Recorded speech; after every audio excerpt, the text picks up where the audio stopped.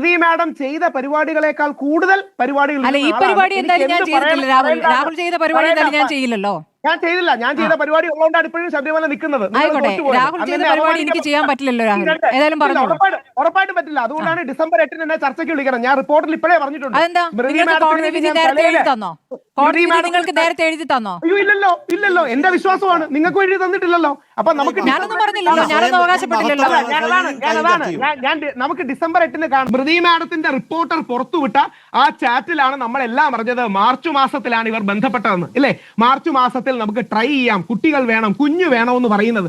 ആ മാർച്ച് മാസത്തിൽ നടന്ന ലൈംഗിക ബന്ധം എങ്ങനെയാണ് റേപ്പ് ആകുന്നത് മാഡം?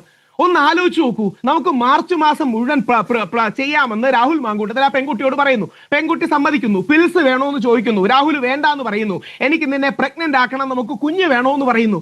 എന്നിട്ട് മാർച്ച് മാസത്തിൽ ഈ പെൺകുട്ടിയുമായി നടത്തിയ ബന്ധപ്പെടൽ റേപ്പ് ആണെന്ന് പറയുന്നതിന് എന്തെങ്കിലും അങ്ങനെയാണെങ്കിൽ വേറൊരു കാര്യം കൂടി, അങ്ങപ്പോൾ ഈ മുൻകൂർ ജാമ്യ ഹർജിയിലെ വാദങ്ങളാണല്ലോ പറയുന്നത്.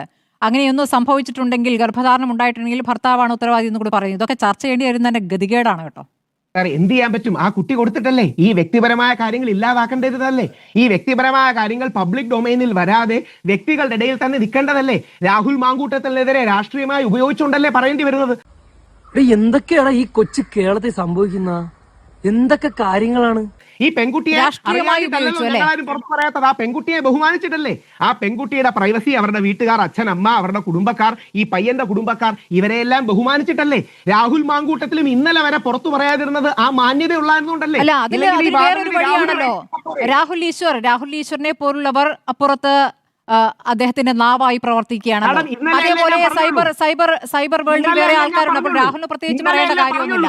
അതിന് വേറെ ആളുകളുണ്ട്. അങ്ങനെയാണ് ഇത് പ്രവർത്തിക്കുന്നത്.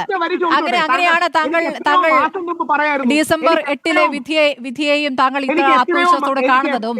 അതുകൊണ്ടല്ല, നിയമം അറിയാവുന്നതുകൊണ്ട്.